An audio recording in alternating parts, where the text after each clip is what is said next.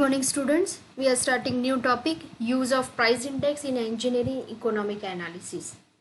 So here this topic is explained with the help of one example. So here one example is given to you. A company has projected a cash flow for the capital project without considering the effect of price changes. The project details are as under. So project की cost है 40,000 rupees, उसका life span है 3 years. Normal operating cash inflows and outflows for the 3 operating years are as under. ठीक है, तो उसका दिया है operating cash inflows and outflows, ये रहा. ठीक है, देखो यहाँ पे प्रोजेक्ट की कॉस्ट दी है. ठीक है, cash inflows and outflows 32,000, 35,000. Inflows दिया है 50,000, 54,000 एंड 60,000. ठीक है, थर्ड इंस्ट्रक्शन है the incremental inflation rate considering as a base was as under. तो इनपुट जो कॉस्ट के परसेंटेज दिए, मतलब इनपुट कैश फ्लो के, तो 2.5% एंड 3%. यहाँ पे आउटपुट के दिए 3, 4 एंड 5. कंसिडर MARR मिनिमम और एट्रैक्टिव रेट ऑफ रिटर्न है 10%. हमें फाइंड आउट क्या करना है, तो calculate NPW of a project under the inflation adjusted cash flows. ठीक है, तो यहाँ पे हम देखेंगे कैसे कैलकुलेशन होता है. ठीक है, ये कैश फ्लो डायग्राम है. इनिशियल कॉस्ट है 40,000 rupees, operating and cash flows है. ठीक है, तो इनफ्लोज है 50, 54 एंड 60,000. अब यहाँ पे जो इन्फ्लेशन के जो एडजस्टमेंट रेट दिया है, तो ये गलत दिया है. अगर ये गलत है, ठीक है, यहाँ पे एक्चुअली 3%, 4% एंड 5%. ठीक है, ये उल्टा हो गया है. ये इनपुट है और ये आउटपुट है. तो इनपुट के है 2, 2.5 एंड 3%, तो वो हमें लेने हैं, और ये आउटपुट के है. ठीक है, तो यहाँ पे इनपुट के अगर ले तो 2, 2.5 एंड 4%. ठीक है, तो वो लेने हैं 0.2 C, 0.02, 2.5% एंड 3%. तो वो हमें यहाँ पे लेने हैं. ये गलत लिखा है. ठीक है, ये प्रिंटिंग मिस्टेक है. ठीक है, उसके बाद क्या करना है, एडजस्टेड कैश इनफ्लोज, मतलब इनके साथ इसका मल्टीप्लिकेशन करोगे तो जो आंसर आएगा उसको 50,000 के साथ हमें प्लस करना है. ठीक है, तो वो करना है तो हमें कुछ ऐसा मिलेगा. ठीक है, इसके बाद कैश आउटफ्लो है, तो वो लिखा हमने 32,000, 35,000 एंड 35,000. यहाँ पे उसका जो परसेंटेज है वो हमें लेना है ये 3, 4, 5. ठीक है, तो यहाँ पे लेना है 3%, 4% एंड 5%. ठीक है, फिर क्या करना है, मल्टीप्लाई करके जो आया है उसके साथ भी ये प्लस करना है. ठीक है, 32,000 इंटू 3%, 35,000 इंटू 4%, 35,000 इंटू 5%. यहाँ पे ये गलत लिखा है. ठीक है, तो वो करना है, तो उसके साथ मल्टीप्लाई करके जो आंसर आएगा वो आंसर प्लस 32,000, तो वो लिख के हमें ये करना है. फिर क्या है, नेट ऑपरेटिंग कैश इनफ्लोज. ठीक है, मतलब जो है, तो यहाँ पे कितना आएगा, तो इसमें से ये वैल्यू है वो हम डिडक्ट करेंगे, इसमें से ये वैल्यू डिडक्ट करेंगे, इसमें से ये वैल्यू है वो डिडक्ट करेंगे, हमारी वैल्यू अलग आएगी. ठीक है, तो हमें कुछ ऐसा मिलता है. फिर क्या करना है, टोटल नेट कैश इनफ्लोज. ठीक है, तो क्या करना है, तो यहाँ पे जो ये था ये हमें लाना है. ठीक है, 40,000, बाकी का जो है वो एज इट इज़ रखेंगे. अब यहाँ पे PVIF एट 10% लिखा है, मतलब ये जो सारी वैल्यूज आई है तो उस पर हमें 10% फाइंड आउट करना है. तो वो 10% कैसे फाइंड आउट करेंगे, तो आप नेट पे देखोगे तो प्रेजेंट वर्थ एनालिसिस का है PVIF टेबल, ऐसा फाइंड आउट करना, तो उसका टेबल आएगा. ठीक है, तो उस टेबल में हमें देखना है. देखो यहाँ पे लिखा है कितने 4 साल के लिए हमें देखना है. ठीक है, तो यहाँ पे हम PVIF में परसेंटेज 10% के हिसाब से क्या वैल्यू आती है, तो वो हमें फाइंड आउट करके यहाँ पे लिखनी है. ठीक है, तो वो वैल्यू यहाँ पे के फर्स्ट 0 ईयर पे, 1 ईयर पे, 2 ईयर पे और 3 ईयर पे एट 10%, तो वो यहाँ पे लिखना है. और फिर क्या करना है, इसका और इसका हम क्या करेंगे, प्रेजेंट वर्थ, मतलब ये 3 और 4 का यहाँ पे मल्टीप्लाई करके, यहाँ पे मतलब जो ये आंसर आता है इसमें से ये डिडक्ट करके हम लिखेंगे. ये गलत लिखा है. ठीक है, तो यहाँ पे जो आंसर आता है तो वो हम यहाँ पे लिखेंगे. तो यहाँ पे फर्स्ट ईयर के लिए एट 10% क्या वैल्यू है PVIF की। टेबल आप फाइंड आउट करेंगे नेट पे से। प्रेजेंट वर्थ जो ये आई है, प्रेजेंट वर्थ का जो टेबल है उसकी वैल्यू है कि for 0 year, 1 year, 2nd year and 3rd year. ये जो वैल्यू दी है ना वो करेक्ट लिखी है, ठीक है।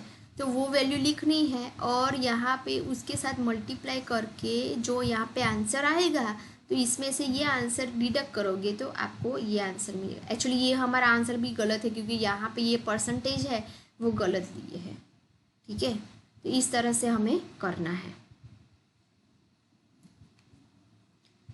अब नेट प्रेजेंट वर्थ वैल्यू है वो फाइंड आउट करनी है। तो जो इनफ्लोज है उसमें से आउटफ्लो हम लेस करेंगे, मतलब लास्ट में जो ये वैल्यू मिलते हैं तो ये प्लस ए और इसमें से 40,000, ठीक है, वो हम लेस करेंगे, ठीक है। तो लेस करने के बाद हमें मिलता है इतना, ठीक है, हमारा चेंज आएगा। तो इस तरह से हम नेट प्रेजेंट वर्थ वैल्यू है वो फाइंड आउट करेंगे। नेक्स्ट टॉपिक है cash flow that inflates at the different rate, ठीक है। तो कैश फ्लो है तो उसका डिफरेंट रेट किस तरह से आता है, जैसे कि यहाँ पे कैश फ्लो है तो कैश फ्लो क्या है, that is a one kind of accounting term. तो वो क्या रिफ़र करता है कि पर्टिकुलर रेट डिफर करता है कि which a money comes into and moneys goes out from the business, ठीक है। कैश फ्लो क्या है कि वो दिखाते कि हमारे ऑर्गेनाइजेशन में कितने पैसे आए और कितने पैसे गए और नेट लास्ट में बैलेंस क्या बचता है, ठीक है। तो यहाँ पे different kind of cash flow दिए है। तो फर्स्ट है नॉमिनल कैश फ्लो, ठीक है। So nominal cash flow refers the actual dollar amount of money that a company expect to take in and pay out without any adjustment of inflation, ठीक है। यहाँ पे कुछ हम एडजस्टमेंट नहीं करते, कितने पैसे आए और कितने पैसे गए। So that is nominal cash flow. Real cash flow में क्या है, तो real cash flow is adjusted for the inflation in order to reflect the change in the value of money over time. तो जब इन्फ्लेशन है तो inflation का हम यहाँ पे जो कैश फ्लो हम मेंटेन करते हैं तो उसमें हम इन्फ्लेशन की वैल्यू है वो एडजस्ट करते हैं, because inflation can very significantly from year two year, ठीक है। तो वो उस पर इन्फ्लेशन की इफेक्ट है वो कई सालों तक रहती है, ठीक है। तो यहाँ पे इन्फ्लेशन का हम एडजस्टमेंट करते हैं तो वो है रियल कैश फ्लो, ठीक है। नेक्स्ट टॉपिक है impact of different inflation rates. तो ये यहाँ पे फर्स्ट है मंथ टू मंथ कैलकुलेशन, ठीक है। तो यहाँ पे फॉर्मूला दी है कि करंट मंथ इन्फ्लेशन रेट अगर फाइंड आउट करना है तो I1 minus IO divided by IO into 100। IO मतलब प्रीवियस मंथ, I1 मतलब करंट मंथ, ठीक है। यहाँ पे एग्जांपल दिया है कि अगर करंट मंथ इन्फ्लेशन है तो वो 6.28 है और प्रीवियस मंथ का इन्फ्लेशन रेट है वो 5.78 है। तो हमें फॉर्मूला में वो वैल्यू रख के हम फाइंड आउट करेंगे करंट मंथ इन्फ्लेशन रेट, ठीक है। तो हमें कुछ ऐसा मिलता है 0.086%, ठीक है। सेकंड है पीरियोडिक परसेंटाइल ग्रोथ रेट, ठीक है। तो यहाँ पे जो पीरियोडिक ग्रोथ रेट है that is use to calculate terminal inflation by using the formula. अगर इन्फ्लेशन मतलब टर्मिनल इन्फ्लेशन फाइंड आउट करना है तो हमें इसकी ज़रूरत पड़ेगी। तो यहाँ पे उसकी फॉर्मूला दी है कि टर्मिनल इन्फ्लेशन रेट क्या है। तो 1 + G1 into 1 + G2 and so on -1। तो यहाँ पे G1 G2 G3 क्या है, तो that is periodic growth rate है परसेंटेज में। यहाँ पे एक एग्जांपल दिया है, if consecutive monthly inflation rate is 5.28, 6.28 and 6.72, then terminal inflation rate at the end of third month will be, ठीक है। तो यहाँ पे दिया है तो 1 + G1 + 1 + G2 इंटू 1 + G3, तो जो दिया है वो लिखा है। तो यहाँ पे परसेंटेज में तो इसलिए लिखा है 0.0528, यहाँ पे प्लस करके 1 + 0.0628 मतलब होगा 1.0628। इसी तरह से यहाँ पे -1 सबका कैलकुलेशन करके हमें मिलता है 0.91941। अगर परसेंटेज में कन्वर्ट करें, ठीक है, तो मल्टीप्लाई 100 करेंगे तो हमें मिलेगा 19.41। That is our periodic percentile growth rate. Third है interim period average inflation rate, ठीक है। सो यहाँ पे पर्टिकुलर टाइम लिमिट के लिए हम इसको कैलकुलेट करते हैं लाइक डे, मंथ और ईयर, ठीक है।